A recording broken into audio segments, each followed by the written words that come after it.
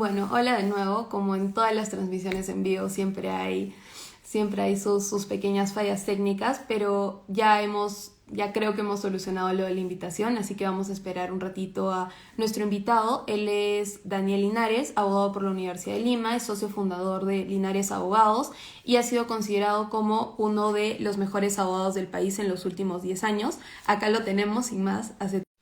Si tienen dudas, las pueden dejar en la cajita de abajo y nosotros las respondemos.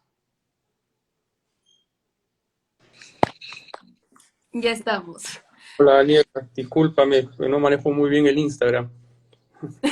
No, no se preocupa, vos. Siempre pasan esas cosas en Instagram y ahora con todo lo de la tecnología es parte de... ¿Cómo está? ¿Qué tal? Bienvenida al Té Político. ¿Cómo estás? ¿Qué tal, Daniela? Mucho gusto. ¿Qué tal? Antes que nada, agradecerle por aceptar la invitación, por tomarse un tiempo para estar acá con nosotros.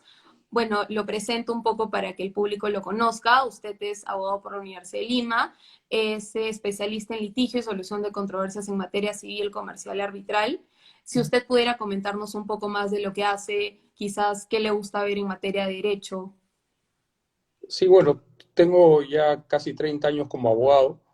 Si bien mi especialización va por la solución de conflictos comerciales, también trato de estar enterado de la política nacional, ¿no? Y como ustedes, también estoy preocupado, me trato de informar y trato de tener una opinión.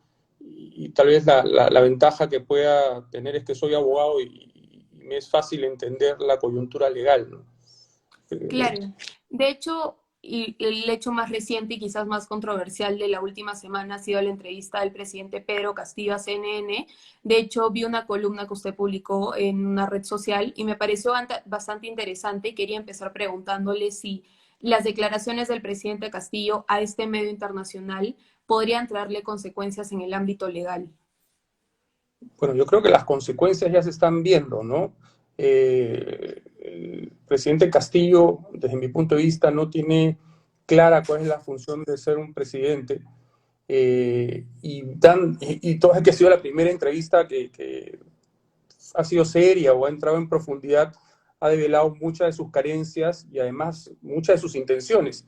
Y esto ha puesto en guardia a la oposición y seguramente ha generado preocupación en la población, ¿no? Hoy vemos que ya se están tratando temas como traición a la patria, nuevamente se está hablando de la vacancia, ¿no? Se está hablando de las políticas internacionales que tiene un presidente, de las funciones del presidente, de las funciones que tiene el Congreso, y esto es básicamente contenido legal que va alimentando a la población civil para que vaya entendiendo de alguna manera la coyuntura en la que nos encontramos desde el punto de vista jurídico, ¿no?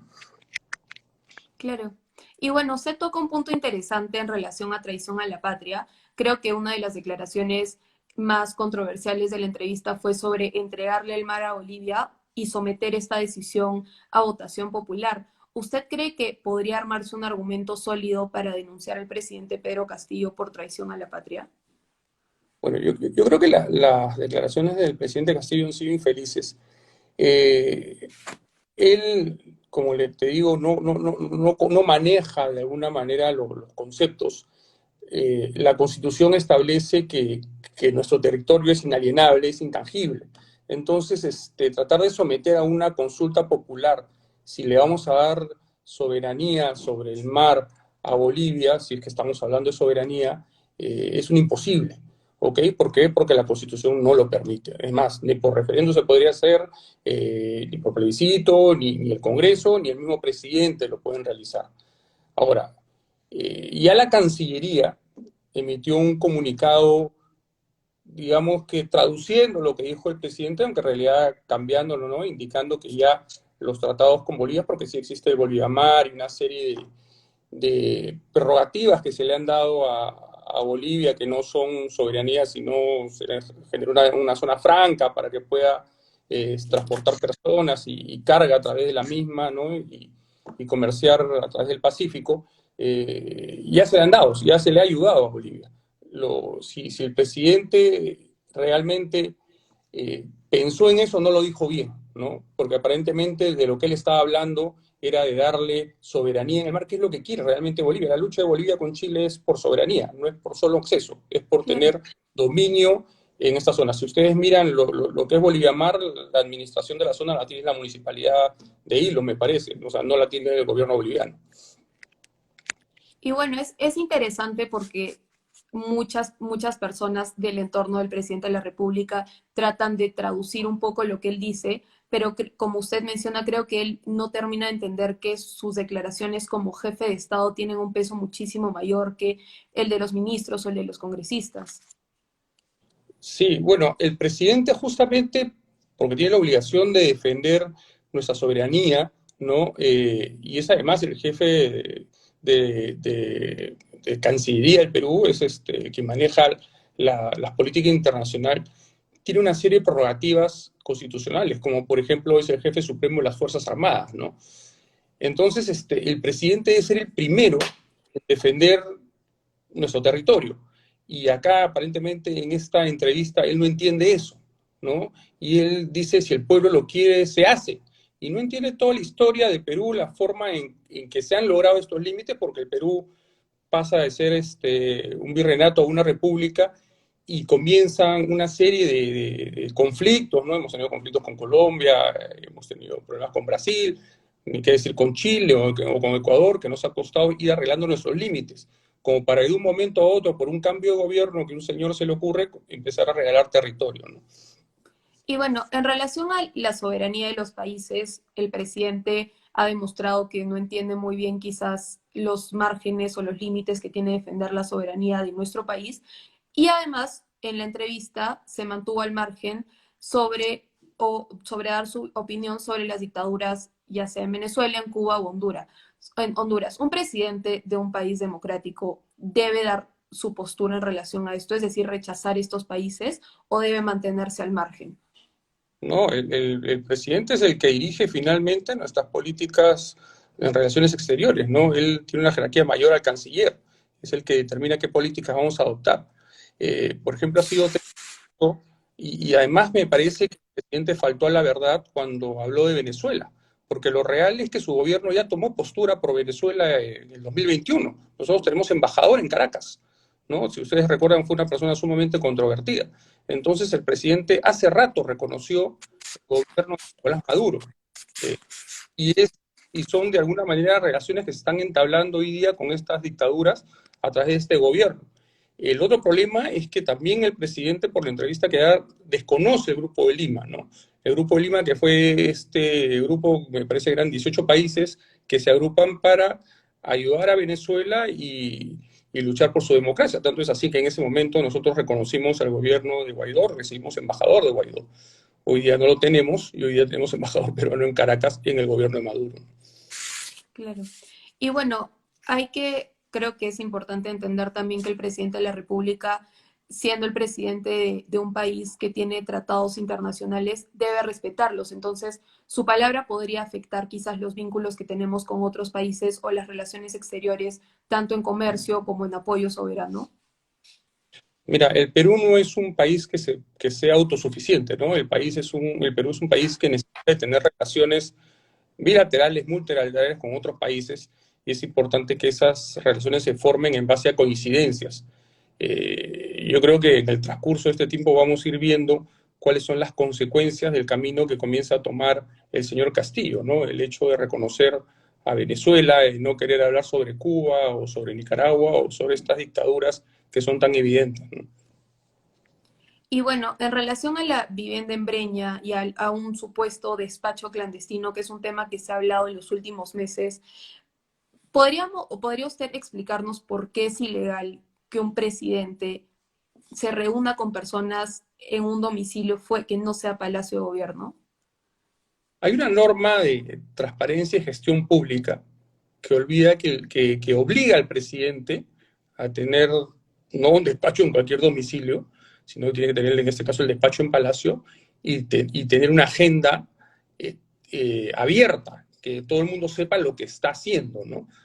Él no necesariamente debe dormir en Palacio, puede hacerlo en su casa, pero sí debe despachar en Palacio. ¿Por qué? Porque tienes esta norma de transparencia, aparte tienes un tema de seguridad nacional, ¿no? El presidente no es cualquier persona. Entonces tú cuando el presidente va a Breña y empieza a recibir gente, no está durmiendo en Breña, está trabajando en Breña, está dando este tipo de señales, lo que está haciendo es contravenir esta norma de transparencia, ¿no? Además de poner en jaque reglas de seguridad nacional. El presidente está evidentemente incurriendo en un delito de omisión de funciones, ¿no? Y está yendo contra norma que no es una norma facultativa, que es una norma imperativa. Y eso es otro tema que aparentemente él desconoce, ¿no? Porque desde el día uno empezó a tener despachos en Breña. Y bueno, la inmunidad que tiene Pedro Castillo como jefe de Estado impide que se pueda abrir un proceso de investigación en relación a las visitas en Breña o si pueden abrirse procesos o tomarse acciones legales al respecto. Bueno, ese es un tema que ahora está en debate, ¿no?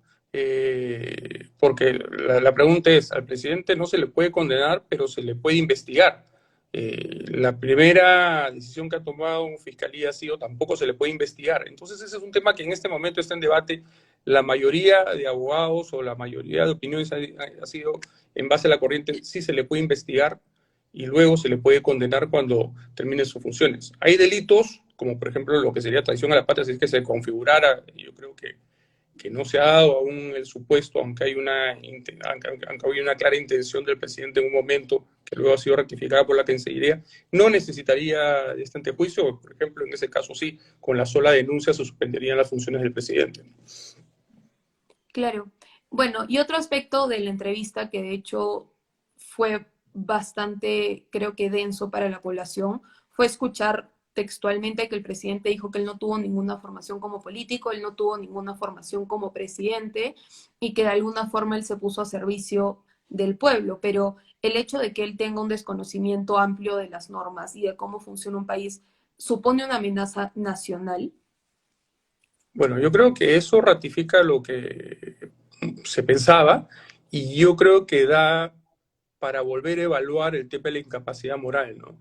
Que ha tenido tantas detractores y tantas personas que lo han sustentado. Es un tema que está en una línea gris, que no ha habido una definición puntual del Tribunal Constitucional, que necesita un número de votos puntual para poderla llevar a cabo, pero queda claro que una persona que está totalmente improvisada, que ha confesado su nivel de improvisación y que se rodea incluso de ministros, asesores de dudosa reputación, muchos de ellos con problemas que han venido del lado del terrorismo, en mi concepto calza como un incapaz y que no tiene ninguna posibilidad de gobernar este país, ¿no? Es un tema que queda al debate jurídico, pero es una de las herramientas que seguramente va a hablar el Congreso, ¿no? Y bueno, sorprendió también que en la entrevista con Fernando en CNN, este periodista dijera que él no tenía por qué creer en su palabra y de hecho es algo que Pedro Castillo ha usado bastante como argumento, que él no le va a mentir al pueblo, pero ¿por qué es importante que el presidente retome credibilidad en estos meses? ¿Qué podría ocurrir si el presidente sigue actuando de la manera en la que lo hace? Mira, yo no recuerdo, Daniela, ningún dictador antes de serlo que haya confesado que quería hacerlo, ¿no? Generalmente dijeron, y Chávez es un buen ejemplo, que iban a respetar el mandato, el plazo y que no iban a quedarse en el poder, ¿no? Entonces, ya una persona con el perfil que maneja Castillo, con los cambios constitucionales que en la misma entrevista salió, que no sabía por qué quería hacerlos, y la única conclusión que uno puede finalmente tener es, oye, lo que él quiere no es ver un tema de salud pública o un tema económico, porque todo eso lo puede manejar con política de Estado, sino probablemente quedarse en el poder, porque es lo único que no puede hacer bajo nuestro mandato constitucional. Entonces, te quedas preocupado, ¿no? Las señales que ha dado, el hecho de no hablar con la prensa y el día que habla, dejar en claro muchas de las intenciones que realmente tiene, porque tú de la entrevista lo que puedes sacar en claro son las intenciones del presidente Castillo, ¿no? De cuánta oposición tiene contra todo lo que hemos venido haciendo durante tantos años, todo el sacrificio que hemos tenido. Eh, el hecho de la Asamblea Constituyente, de estas naciones, dividirnos en naciones étnicas, del no reconocer las fronteras, es bien complicado, ¿no? Y bien peligroso. Claro, y hay una pregunta del público que creo que la podría reformular en el sentido de: ha habido una intención de vacar al presidente de la República en el Congreso, no se llegaron a los votos, pero vimos hace 2 años que quizás presión mediática logró que un presidente renuncie. ¿Usted considera que falta un consenso más que del legislativo, un consenso en la población para vacar al presidente Castillo? Bueno, no es la población necesariamente el que lo vaca, pero la población presiona, ¿no? Hoy día, según Ipsos, tiene un 60% de desaprobación. Lo que decía el entrevistador de CNN es que Castillo ha venido a un ritmo de 10% mensual en desaprobación. Lo que te hace, lo que te hace ver es que ya no hay credibilidad del señor en cuanto a la sociedad. La gente está desconfiada y eso genera una serie de consecuencias negativas, ¿no? Y realmente se espera un papel más activo del Congreso en cuanto a políticas de control al presidente Castillo. Lo que tenemos es una oposición que se ha fragmentado, que hay Claro. gente que subió al coche y con algún seguramente, con algunos beneficios que aún desconocemos. Y hoy día la vacancia no se dio ayer, no sé si se dará mañana. Lo que realmente es preocupante es vacar tantos presidentes, ¿no? Porque en 5 años, me parece que hemos tenido 5 presidentes, 7 años hemos tenido 5 presidentes. No es bueno para la estabilidad, pero lo cierto es que hoy día tienes una balanza en la que miras, dices, esto no me conviene para la estabilidad estar sacando presidentes, pero tenemos un presidente que ha confesado su incapacidad. Entonces, ahí estamos en un dilema, ¿no?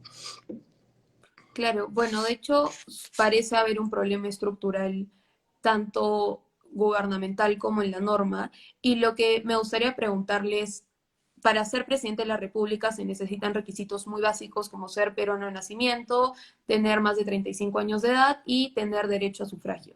¿Usted considera que deberían cambiarse las normas o reestructurarse el sistema electoral para que haya más requisitos para poder ser presidente de la República? Sí, sí, yo creo que una de las reformas que se debe hacer es justamente la constitución de nuestro sistema electoral, ¿no? Nosotros tenemos muchos problemas que hay que analizar, esto lo tienen que ver especialistas, pero definitivamente hay que pensar si conviene o no tener una segunda vuelta. Ya vimos lo que pasó en esta, ¿no? La gente votó diferente en la primera, en la segunda hubieron alianzas que distorsionaron de alguna manera la voluntad popular, ¿no? Otro tema que hay que evaluar es si conviene, por ejemplo, tener simultáneamente la elección de congresistas, ¿no? En otros países las tienen después, otras veces antes, o a veces parcialmente antes o después, porque eso también te permite tomar la decisión de una manera diferente, el fortalecimiento de los partidos, ¿no? Porque es una desgracia lo que viene sucediendo ahora, el transfugismo, el hecho de, por ejemplo, el señor Salaverry puede estar con Fuerza Popular un día, con el presidente Castillo otro día, en el camino con Somos Perú. Entonces, pasan cosas que realmente son inverosímiles y las consecuencias creo que las estamos sufriendo con este gobierno, ¿no? ¿Y cree que sería necesario hacer una reforma en relación a la cantidad de partidos políticos que se pueden presentar para las elecciones presidenciales? Mira, yo no sé si con la cantidad de partidos políticos, pero sí con la calidad, ¿no? Yo creo que tenemos un problema de calidad, tenemos muchos vientres de alquiler, mucho oportunismo, y me parece que eso es contra lo que debería lucharse, ¿no? Se debería tener partidos serios con elecciones internas reales, ¿no? Y que se filtre lo mejor que tengan dentro de los partidos para que puedan competir en elecciones, ¿no? Y evitar tener gente improvisada peleándose por el mando del Perú. Claro. Y bueno, ya para ir terminando la entrevista, quería hacer con usted una dinámica que se hace en el té político, que es como para ya relajar un poco más los ánimos. Y es un ping-pong de preguntas en el que yo le digo una palabra en relación a lo que hemos conversado en la entrevista y usted me dice una o dos palabras que se le vengan a la mente cuando escucha esto. Ok, ya, ya. A ver, la primera palabra es presidente. Vaya alta, Congreso. también vaya alta. Perú. Somos todos, Derecho. todos tenemos derecho. Y té o café. No, café siempre. Usted es Team Café. Bueno, muchísimas gracias, abogado Linares. Ha sido muy grato conversar con usted. Creo que tenemos un panorama mucho más amplio en relación a la entrevista que ha dado el presidente y esperemos que todo mejore en los próximos meses para el país. Muchas gracias, Daniela. Un gusto estar contigo. Hasta luego. Muchísimas gracias, Dani. Cuídese.